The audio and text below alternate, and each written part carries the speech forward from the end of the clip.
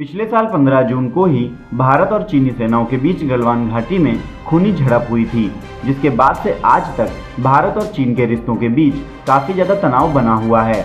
बावजूद इसके कि इस एक साल में दोनों देशों के बीच 11 दौर की सैन्य और कूटनीतिक बातचीत हो चुकी है। इसके पीछे की कई बड़ी वजह भी हैं।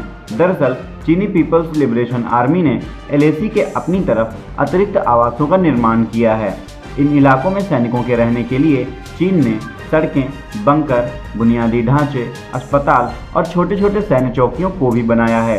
कई विशेषज्ञ मानते हैं कि चीन ने यह तैयारी इस वीरान इलाके में इसलिए की है क्योंकि वह इस जगह पर अपने सैनिकों को लंबे समय तक रखना चाहता है। हालांकि दोनों देशों के बीच बढ़ रहे तनाव से दोनों ही देशों को आर्थिक नुकसान हो रहा है। एक तरफ जहां भारत चीन की तमाम कंपनियों को प्रतिबंधित कर चुका है, वहीं दूसरी तरफ चीन भारत से अपना व्यापार करने में कोई दिलचस्पी नहीं दिखा रहा है। हालांकि चिंता वाली बात यह है कि चीन लद्दाख से लेकर अरुणाचल प्रदेश तक अपनी सैन्य तैयारियों को बढ़ा रहा है। उसने सीमा से सटे इलाकों में बहुत सारे बंकर, आवास, अस्पताल के साथ साथ युद्ध की ज़रूरतों के लिए जरूरी इंफ्रास्ट्रक्चर का निर्माण किया है।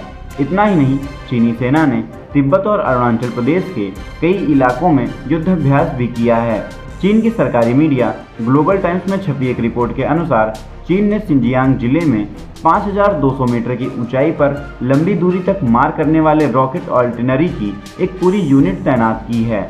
इतना ही नहीं, चीन ने हाल ही में अरुणाचल प्रदेश में तवांग के सामने 5103 मीटर की ऊंचाई पर सन्नान आर्मी डिवीज़न की एक रेजिमेंट द्वारा प्रशिक्षण भी आयोजित किया था। हालांकि चीन इतनी ज़्यादा तैयारियों के बावजूद भारत का कुछ खास नुकसान नहीं कर पाया है, क्योंकि चीन की आर्मी के लिए वहां का खराब मौसम ही सबसे बड़ा खतरा है।